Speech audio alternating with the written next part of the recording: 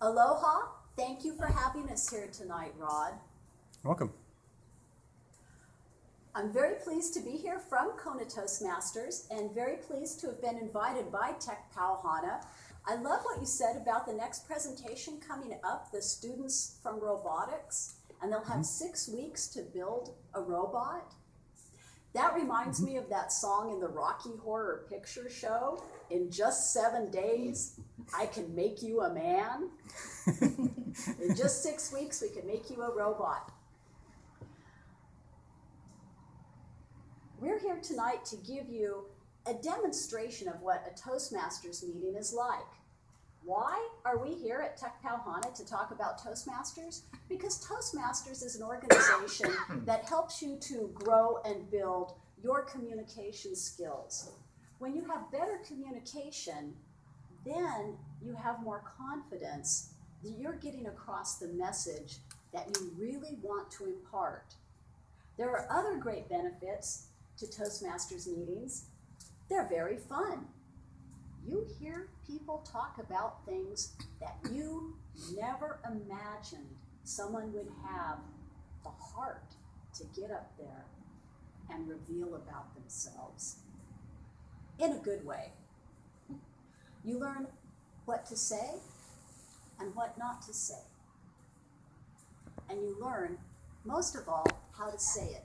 Because Toastmasters provides a safe and secure environment for you to grow your speaking skills. Most of us have started out scared to death to get up in front of a group. Some of us not too scared to get up in front of a group, but also wondering if the group was having as good a time with our speaking as we were having with our own speaking.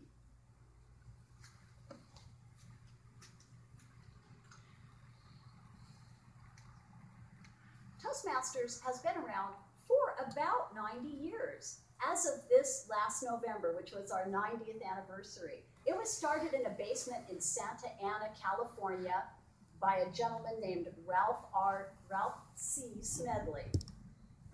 He started this to help business people and salespeople especially to become more effective communicators, improve their communication, and improve their lives. In Toastmasters, we learn by performing. Those who have gone before show those who are coming along now.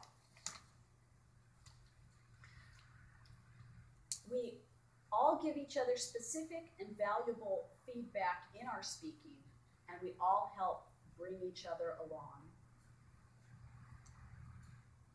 Toastmasters has 2 learning tracks, the speaking track and the leadership track. There are 2 manuals. One addresses each one of these tracks. The Competent Communicator manuals are for speaking, and the Competent Leadership manual covers the roles and responsibilities that you have that keep the meetings flowing. The Competent Communicator manual addresses the communication track. The Competent Communicator manual breaks speaking skills into 10 projects.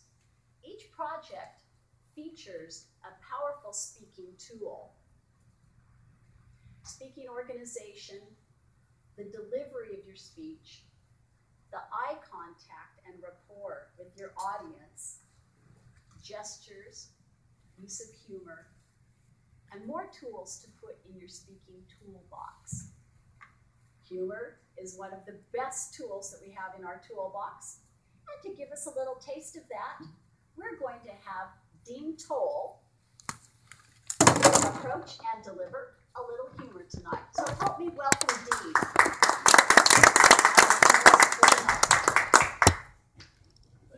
Thank you. Well, it's like this. A buffalo herd can only move as fast as the slowest one in the group. So when the herd is hunted, it's the slowest and the weakest ones that are always killed first.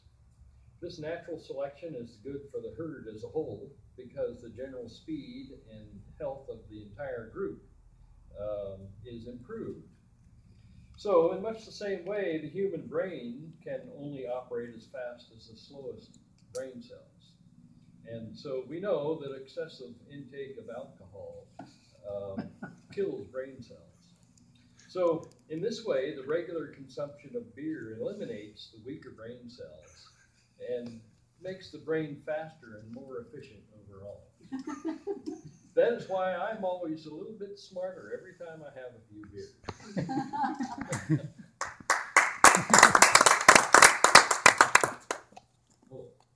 Thank you, Dean. That was a great reminder of humor for the holidays when some of us do have a few beers or eggnogs. Now, after our humor, tonight we're going to move right into giving you a slice of a Toastmaster meeting, a small demonstration of what happens in the meetings that we give. Earlier I mentioned the leadership track and how your roles and responsibilities are under the leadership track. We have roles that we fill in each Toastmasters meeting. Tonight, the roles that we will be fulfilling are the Toastmaster of the evening, and that is myself. My responsibility is to be sort of the master of ceremonies of the evening, to keep things moving along smoothly and gracefully. And if any bumps or unexpected events happen, to be able to cope with them, move along with them, and keep everything flowing the way it should. You saw what our humorist would do. He'd make us laugh. We also have a timer. Tonight's timer is Jeffrey Lawrence. The timer makes sure that everyone stays within their speaking time. It's important to be able to speak within your allotted time. It's important to be able to get your message across in a timely manner. We have an awe counter and grammarian role. The awe counter grammarian tonight is Charles Perez. Charles will count how many times we say and maybe make a tongue click, that kind of noise. He'll also notice any special turns of phrase, anything that we say extremely gracefully or extremely well, and he might pounce on us if we use a word like ain't or decline. Our featured speaker this evening is Keith Olson. Generally, we have 3 to 4 featured speakers in a regular meeting, and then the speaker gets evaluated orally by a speech evaluator. Tonight's speech evaluator is Mary Park. Ending the meeting tonight will be our inspirational speaker who will give a testimonial for being a Toastmasters member, and that is Carla Steverson. Even now, I think her plane is landing at Kona Airport. She may enter the door any moment, hopefully take the seat right next to Charles.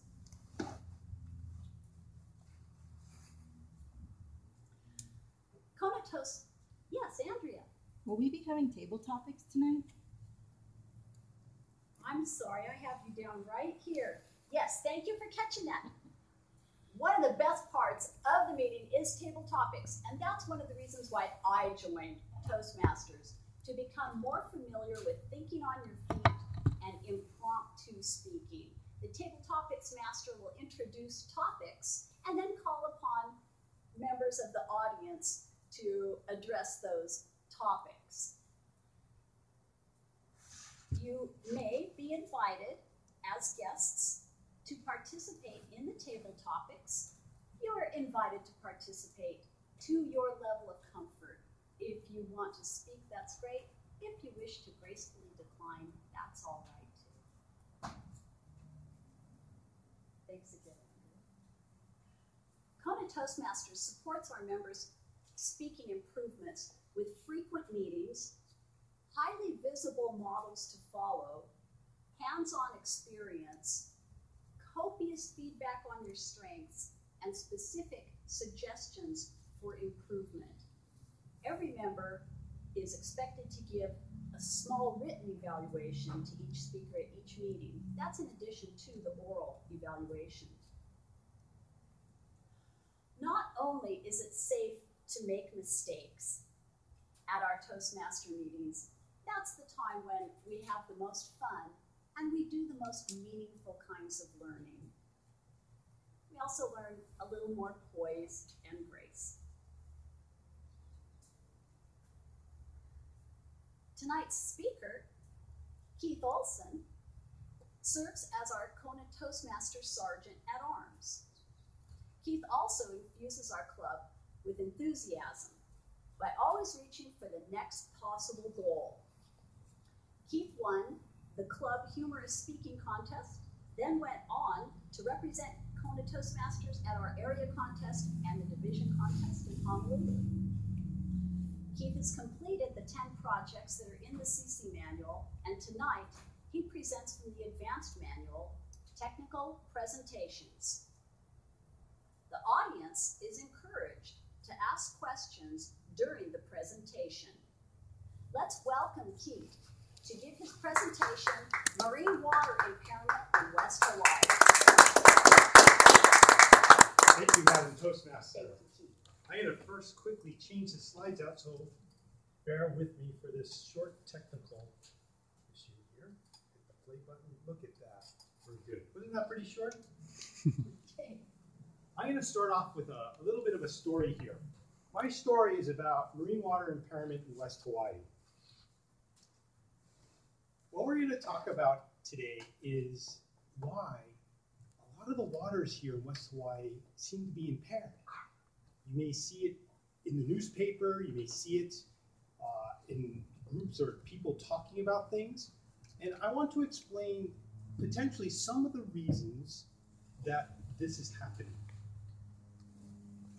So here in West Hawaii, we have ocean water that's classified as Class AA.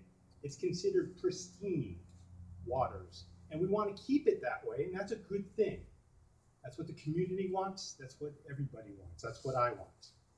So I'm going to go show you today why the pristine waters may be classified as impaired, and that's due to the Department of Health putting specific specifications on water chemistry measurements that are made in the ocean, and if those measurements are over their limits, then they will impair the water.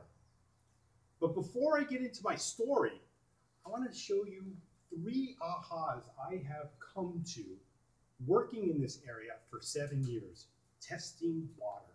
So the first aha, let me see if I got that thing. First aha is West Hawaii marine water nutrients are in the parts per billion concentrations at a salinity of 35 PSUs. Wow, that's a lot of words. I don't know what that means. So we'll start off with parts per billion. What does parts per billion mean? Huh, toilet paper. Everybody knows what toilet paper is. So if you take one of those squares of toilet paper, the 4x4 square, right, the one that you rip off, and you think of that as 1 part of a billion, how big of the roll of toilet paper would you have to have? How big of a roll? Anybody have any guesses? No? Well, that roll of toilet paper would have to go around the planet 2.5 times for 1 part per billion. So 1 sheet of toilet paper in a roll that goes around the world 2.5 times.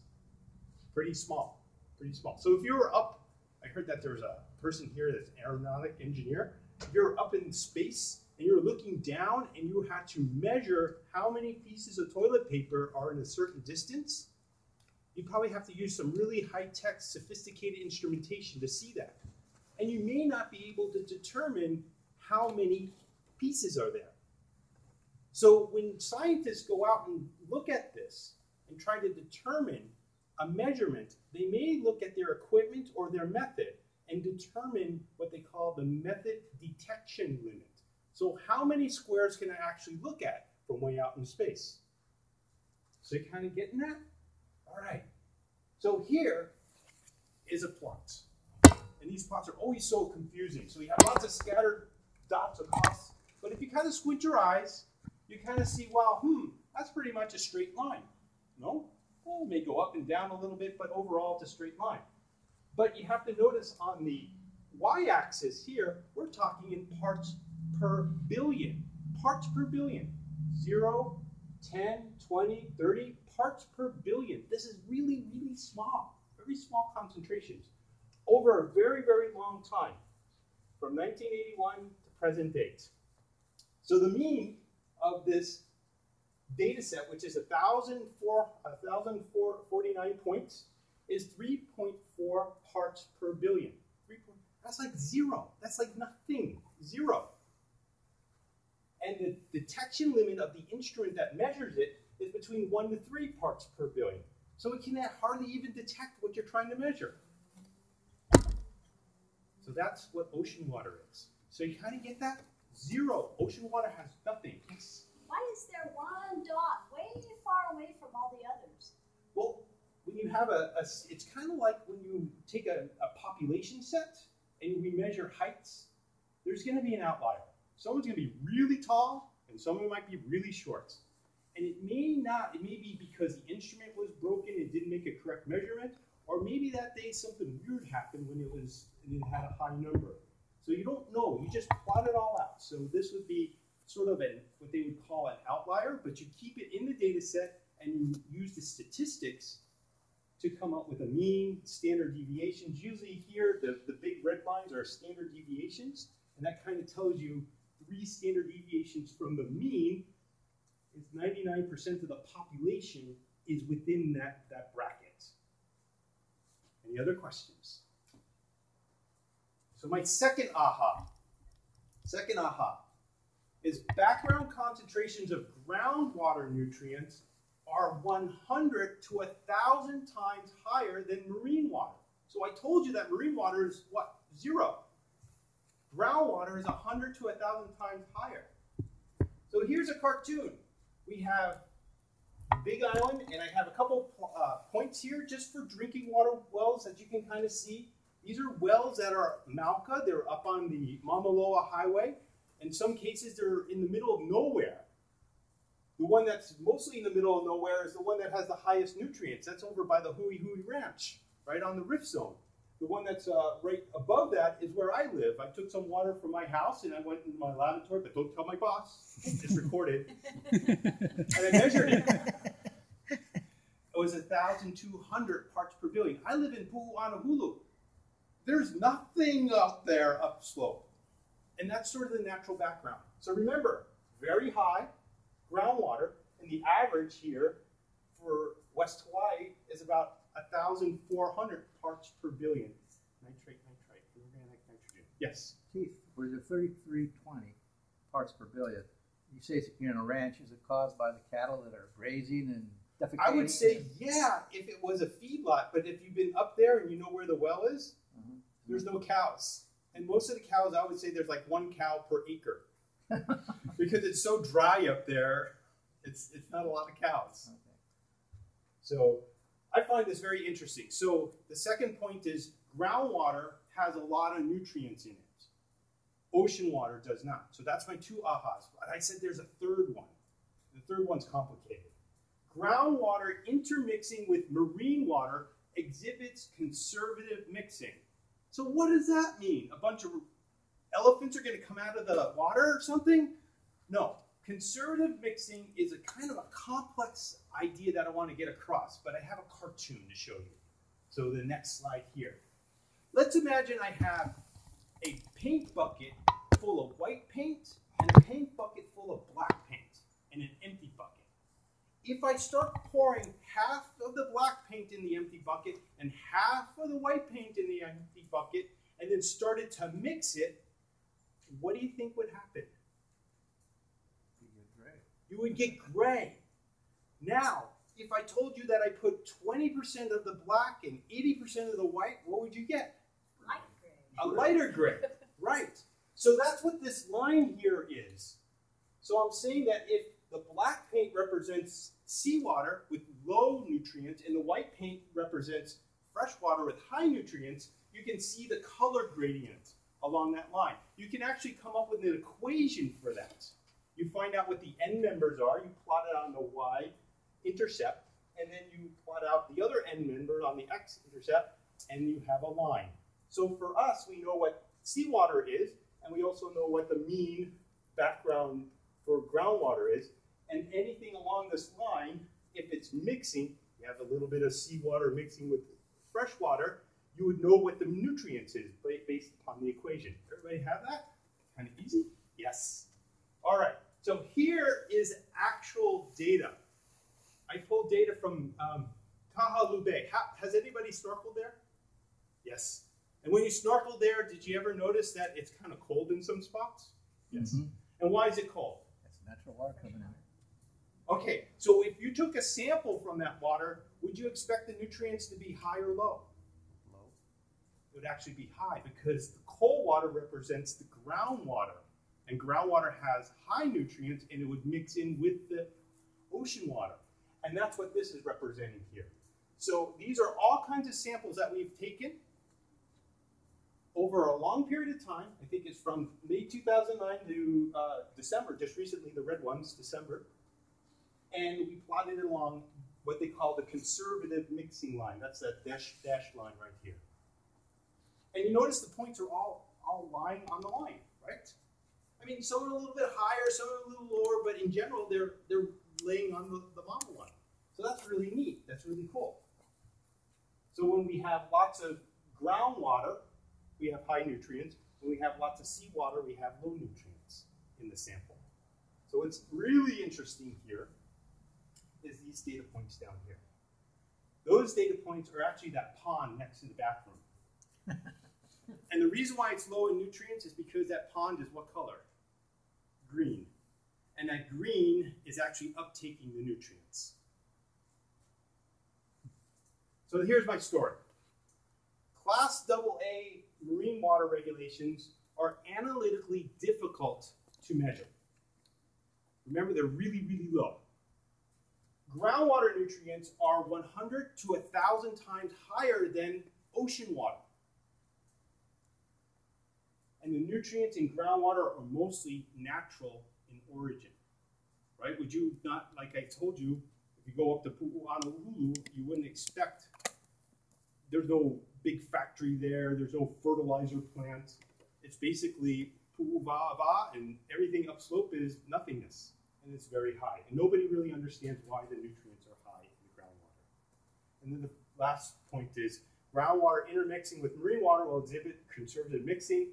Nutrient concentrations in marine water will be dominated by the influx of groundwater. So let's go back to the standards. This is what the Department of Health has for standards. Ammonia nitrogen, 2.5. Inorganic nitrogen, 4.5 parts per billion. Inorganic phosphorus, 5.0 parts per billion. Remember that first graph I showed you? The Nelhoff pipeline?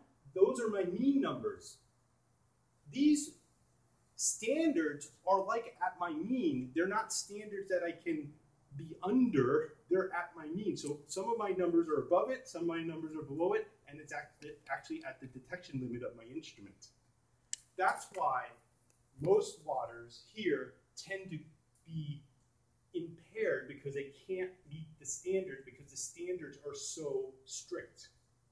Second point, remember, we have mixing. That's if we have just ocean water, no mixing of groundwater. We know there's a lot of groundwater going in. So here's that blue line is my conservative mixing line, and this is the standard, the red line. Makes this funny shape.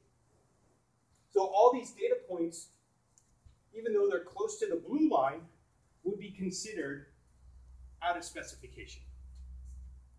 And that's why most of our water bodies here in West Hawaii tend to be impaired, not because there's pollution in the water, it's because the standards are so low that we can't meet them. It'd be like putting a 5-mile-per-hour speed limit on the Queen K highway. You would probably pick off a lot of speeders because people couldn't drive at that speed. So here's my conclusion. If you read or hear that marine water bodies are impaired in West Hawaii, the reason may not be what you first think, because what people first think is that it's golf courses, beaches, park bathrooms, wastewater treatment plants, hotels, aquaculture. It may not be because of that. It may be because of the natural occurring groundwater influxing into the ocean water and the unrealistic specifications that cause the impairment. Thank you. Any questions before I leave? Have you done on the helo side? Have I done? Any measurements on the helo side? The For any helo reason? side is not class AA water, it's class A water. They have much more lenient water quality standards, plus they have a larger influx of rainwater going into the ocean. So they would be a higher nutrient value. And if you go back, yes? Go ahead, finish your. I'll see if I can go back. Oops. Put it back in here. This slide. Remember Kahalu Bay? Is there algal blooms in Kahalu Bay? No. No. Remember I told you the standard was like 4, 5? It's way down here.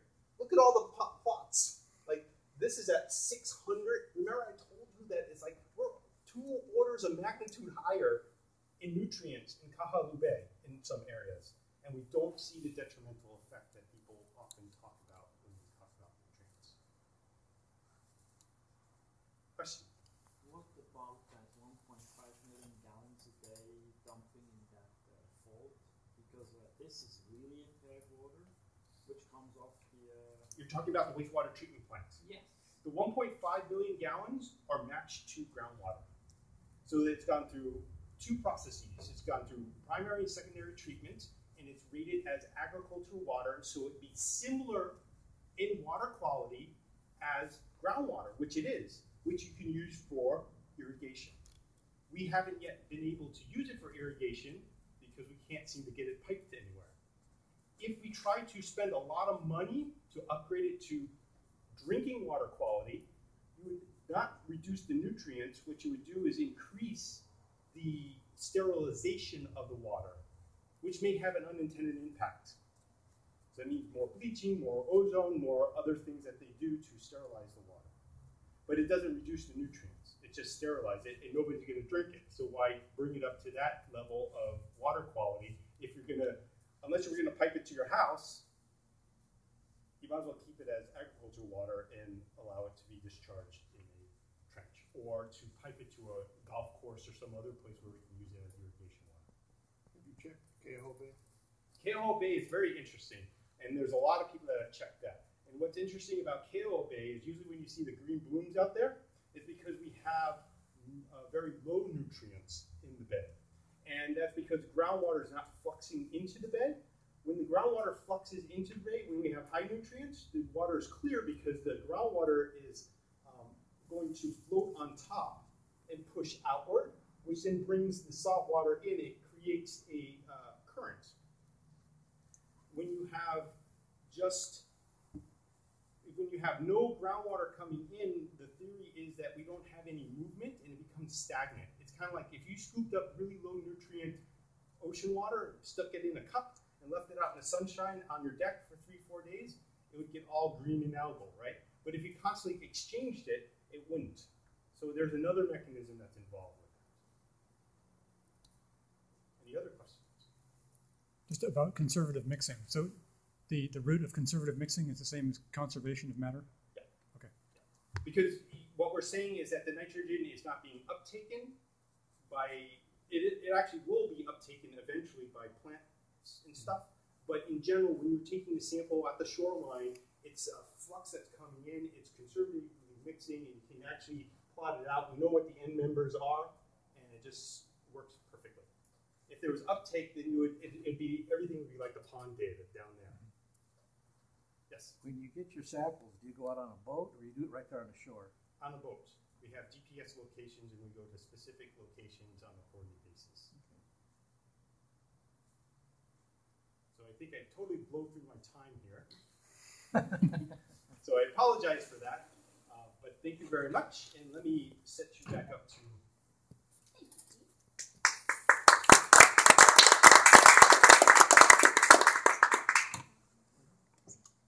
Speaking within your allotted time is one of the greatest challenges of speaking anywhere. Have any of you ever been at a presentation where the speaker went way past their allotted time?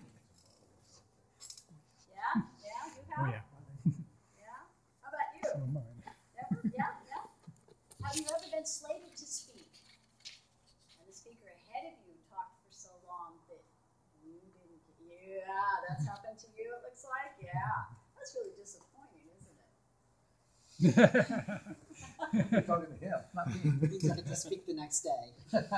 No, I know you like to speak, Charles.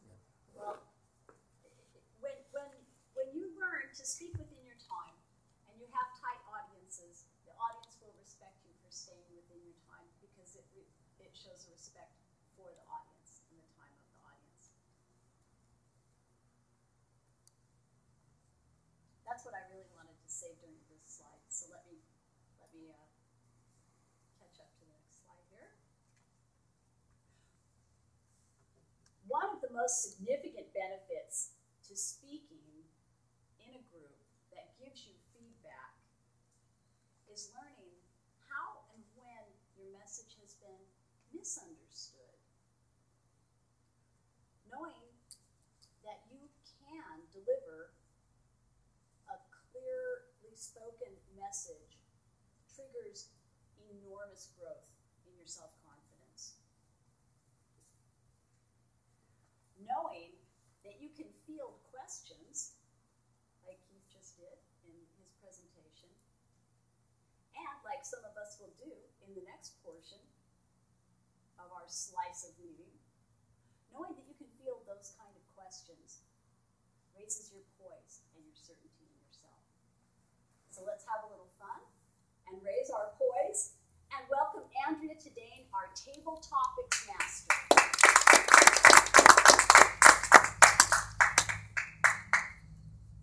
Thank you, Andrea.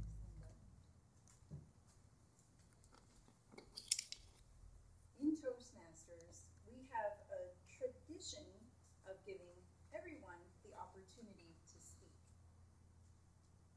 Our table topics will be presented to you ahead of time. You'll have a moment to think about it and then 1 to 2 minutes to answer the question. At our meetings, we've recently been talking about some mashed up pictures and some things that challenge us to speak impromptu. And if you don't know the answer, you can just make it up, because you'll just have a minute or two to answer the question. In doing my research to prepare for this evening's question, I saw some mashed up photos. They were pretty funny looking. And I wanted to do something just a twist different, and I was reminded of those famous Mad Libs. You know, when you're a kid and it'll say, put in a noun, put in an adverb. Well, I used some questions before the meeting to come up with the grand 3 questions that I've got available.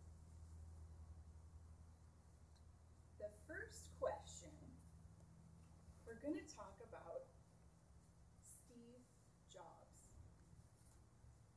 He's running. It happens to be 1975. And I've got this book, 1,000 Places to See Before You Die.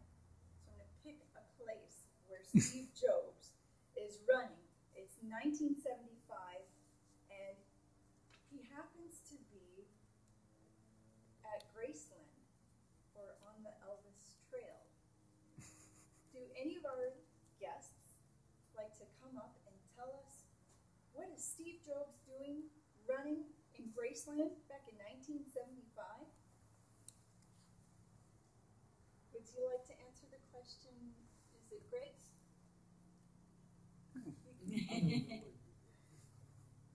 Carla, would you like to tell us what Steve is doing?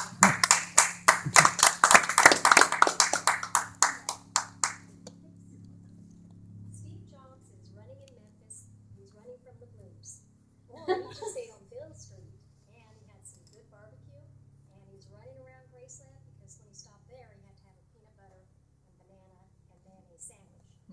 Then he had to go through the whole tour, which is a great tour, by the way, and he had to run back to get more barbecue and hit the bar scene that night. So he was running fast.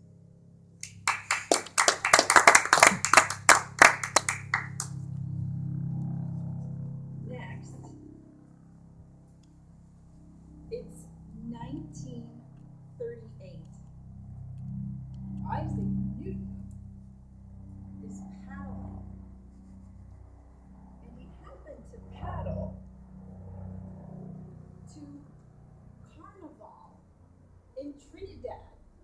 Can you tell me what he saw there and what he was doing? Dean, would you like to give it a try? Well, we'll see what comes out.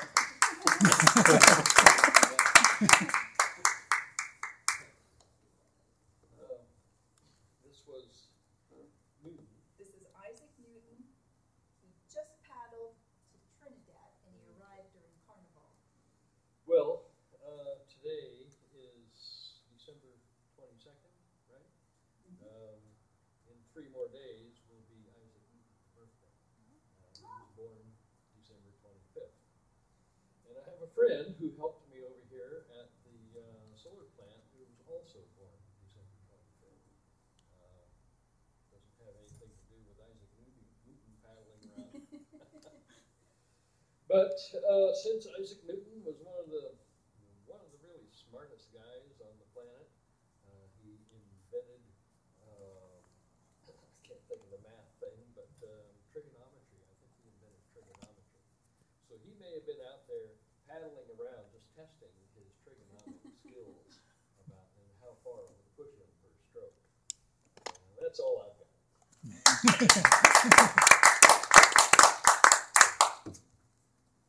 We have time for one more question. All right. It's 1988. Joe Cocker happened to be flying, and he flew to the Van Gogh Museum in Amsterdam. Tell us about this experience that he had. Rod, would you like to give it a shot?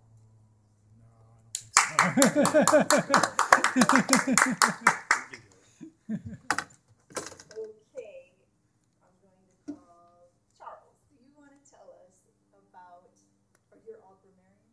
That's okay. Oh, okay. Well, come on up if you'd like to. If I mess up, I'll put my team down.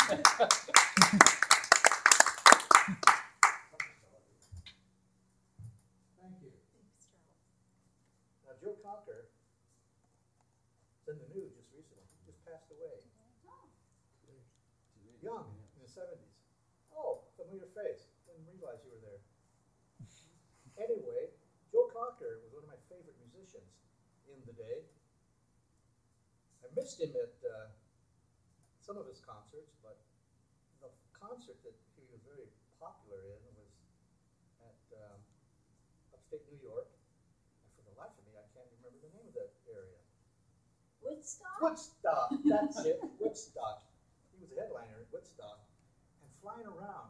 Now, flying around, he's probably flying around now with his wings as an angel. But his part in flying around in Amsterdam, you say? Van Gogh Museum. The Van Gogh Museum.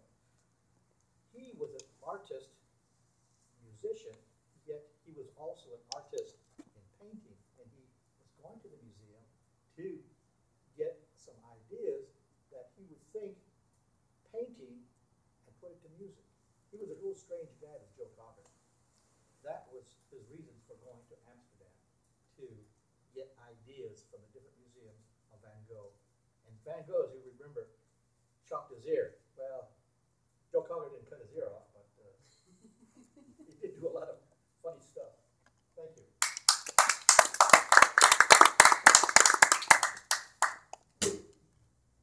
This concludes our table topic session for today.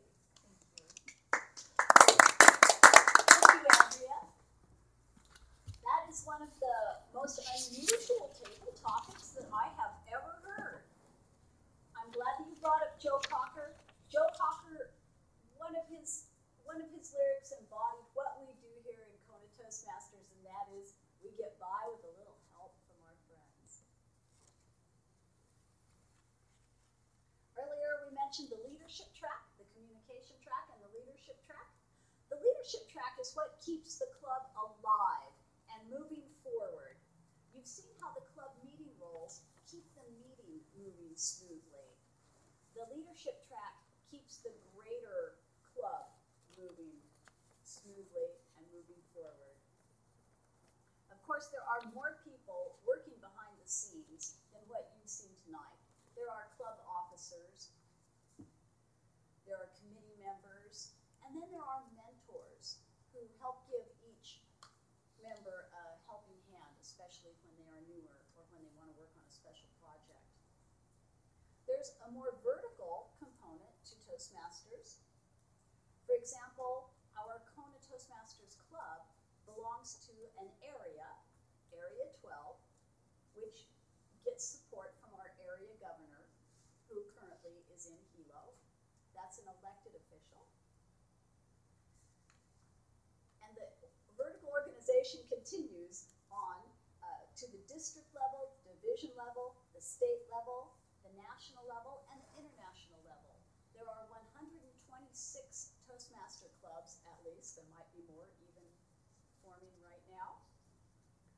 126 countries, and over 300,000 Toastmaster members internationally.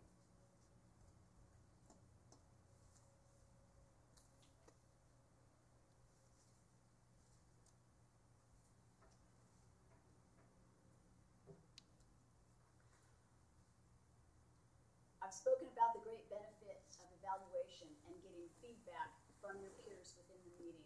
Now, we're going to see that in motion with our speech evaluator tonight, Mary Park. Mary has also completed the Competent Communicator Manual, all 12 projects. She's completed the Competent Leadership Manual, and she inspires our club to be bold and reach for greater accomplishments ever.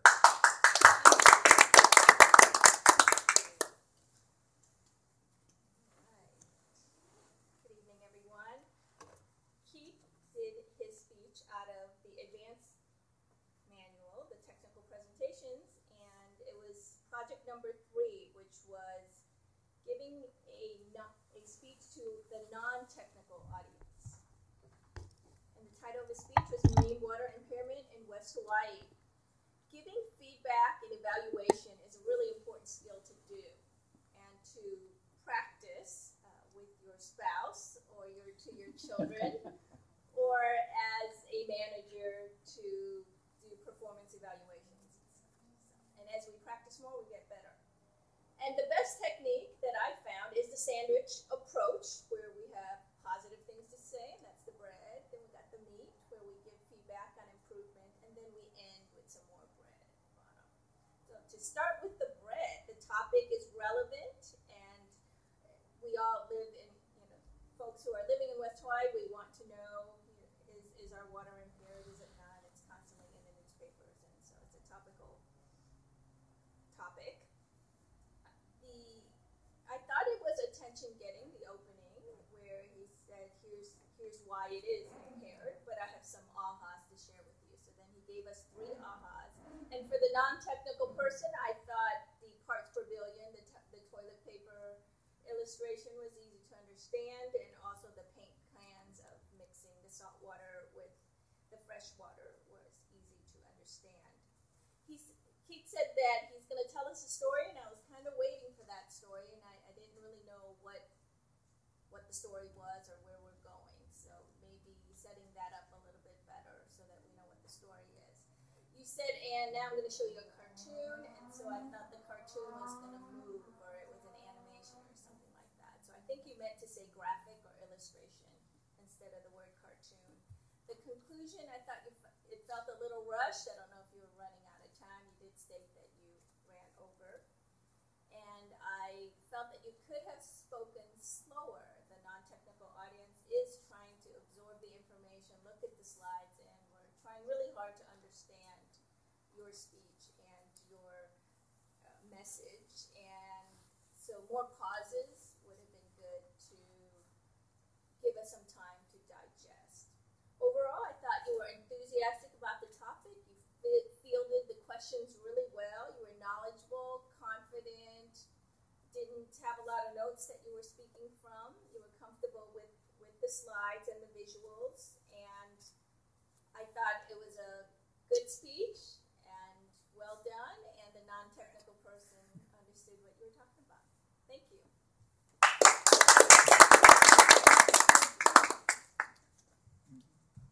Thank you, Mary, for talking to the strengths and also giving specific suggestions for improvement so we can grow in our listening and speaking skills.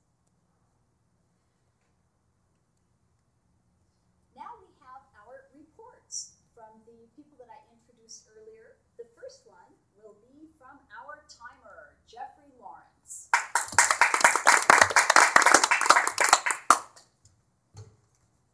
Thank you, Toastmaster. Fellow Toastmasters, honored guests, I'm the timer tonight, and for the first person we timed was a humorist. He was given 1 to 2 minutes, and he did it in 1 minute, 1 second. For teacher's speech, it was supposed to be for 10 to 12 minutes, and he did 13.52, and then with the question and answering part, it ended up being 16 minutes.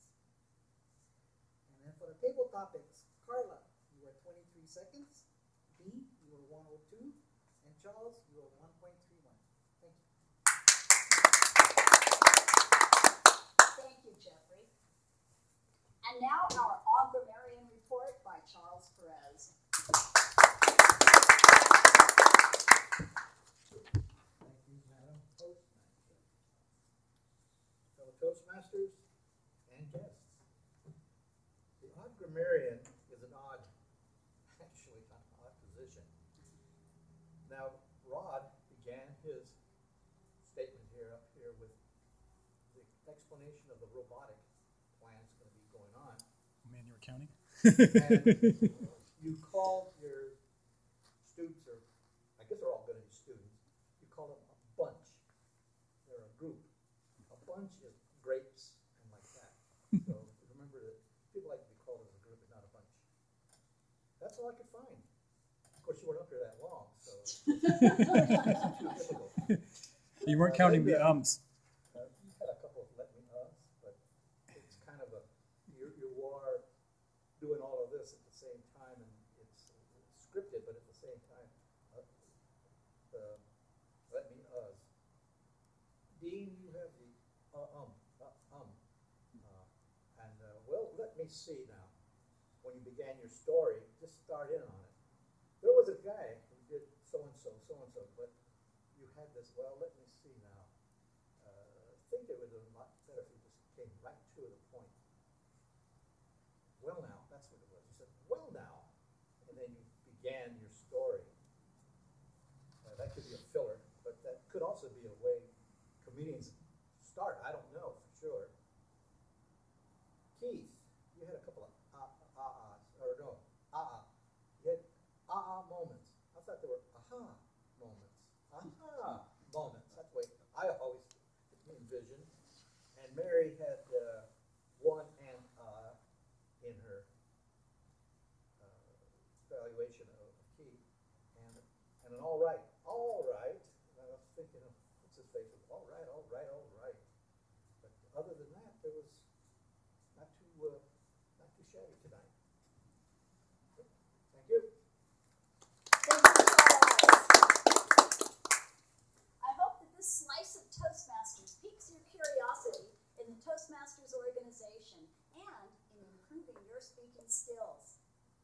The practical education and specific suggestions for improvement that you receive build your skills and your confidence quickly, smoothly, and effectively, and you can have a lot of fun doing it too.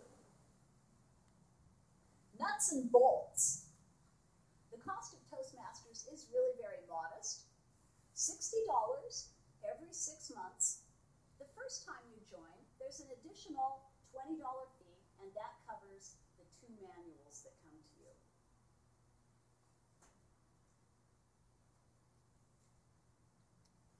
Apparently no one is a Toastmasters alumni. Click again. Oh, look, they fade in. That's cool. My favorite one up there, of course, is Leonard Nimoy from Star Trek. Although I too. But over 90 years, there have been many significant Toastmasters. Anybody see a favorite up there? Tim Allen. Tim Allen? More Of power? all people. I warmly invite all of you to attend one of our meetings as a guest. You're invited to attend as many times as you like. We'd be very happy to see you there. Has anyone attended as a guest before? There we go. Rob has attended as a guest. How did you enjoy it? It was. You didn't I like don't. it? It was fine. It was good. Okay. It was good. Inspired? It was. I was there as part of background research for tonight's presentation, so it was. I found it very interesting. Very interesting. Thank you, Rod. Thank you. I'm glad that it was interesting to you. Of course, you're very welcome to visit again and to bring anyone that you like. We are having an open house, in fact, on January 6th. Please feel free to attend. If you want to find out how to get to us, where to get to us, contact us, www.konatoastmasters.com. There is a contact form on our website. I'll leave the contact information up so you can make a note of that and hopefully visit one of our meetings anytime. Once again, I want to thank you for inviting us, Rod, to Tech Pauhana. This isn't the first time I've put you on the spot, is it?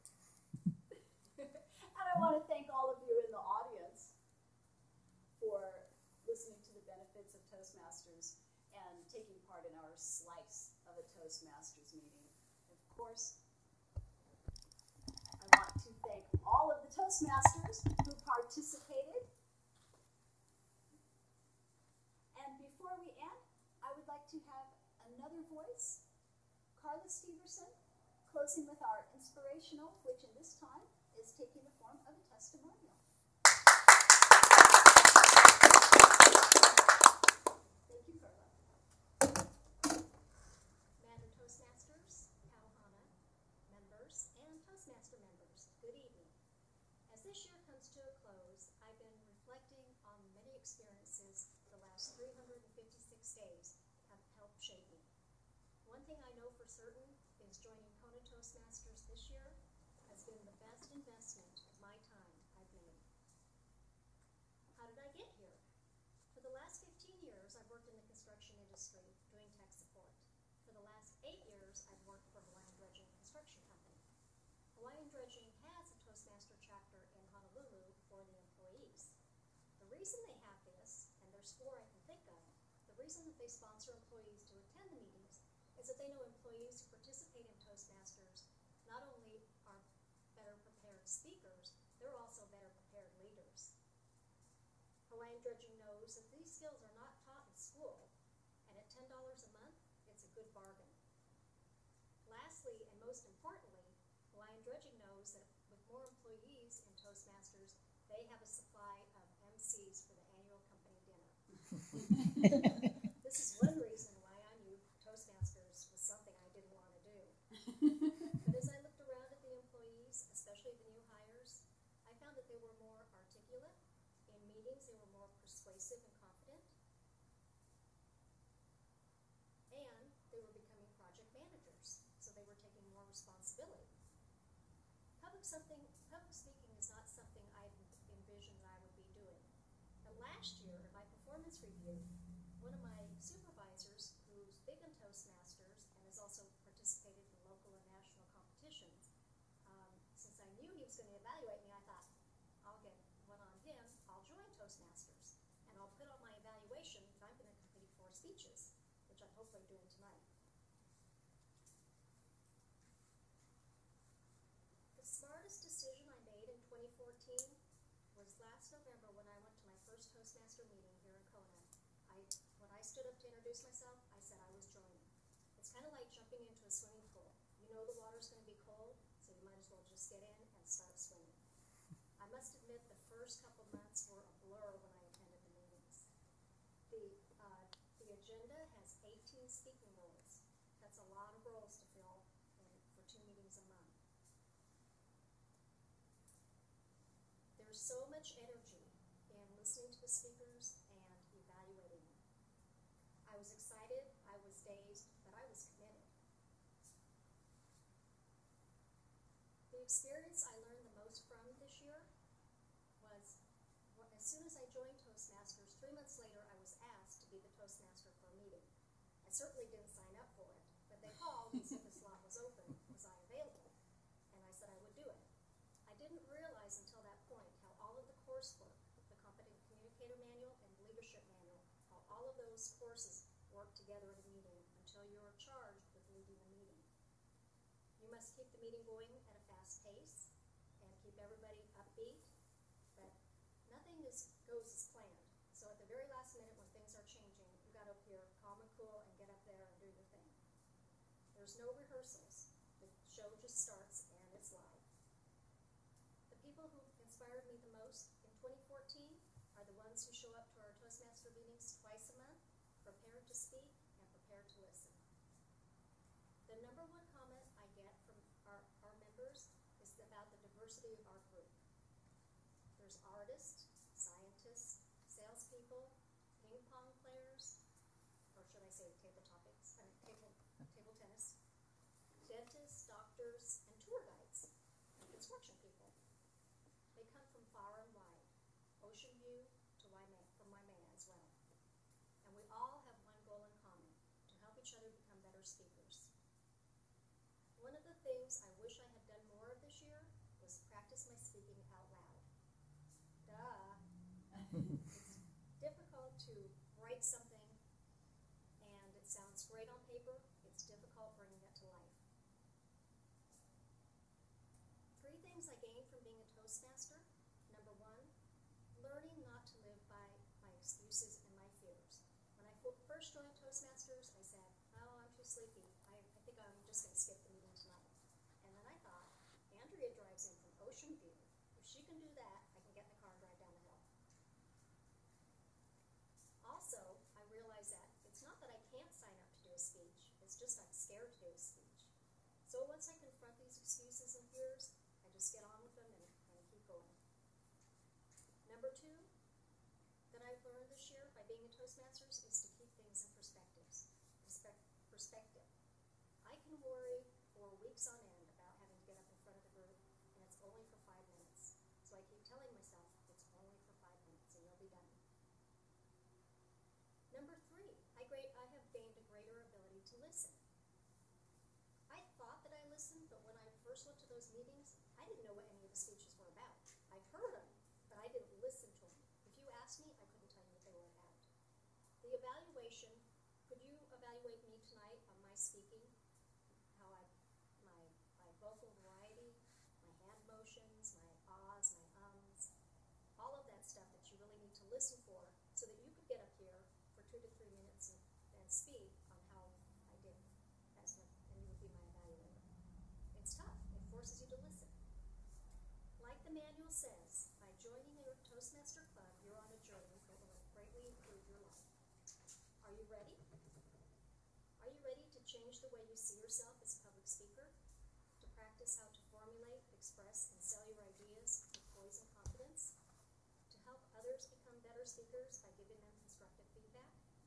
And this new year, embark on the journey by joining Kona Toastmasters.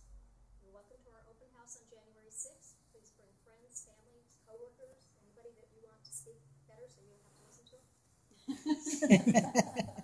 I appreciate your time, and I have some application forms here if anybody's interested. Thank you.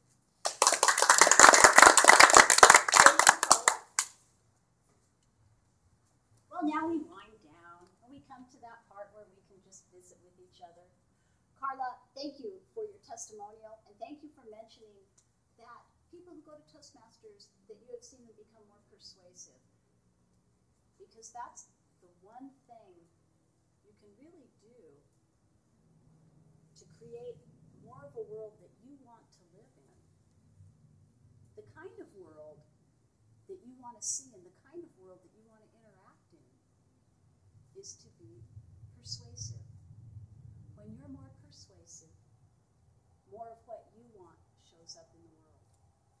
Thanks again for having us, Rod. Thank you, everyone.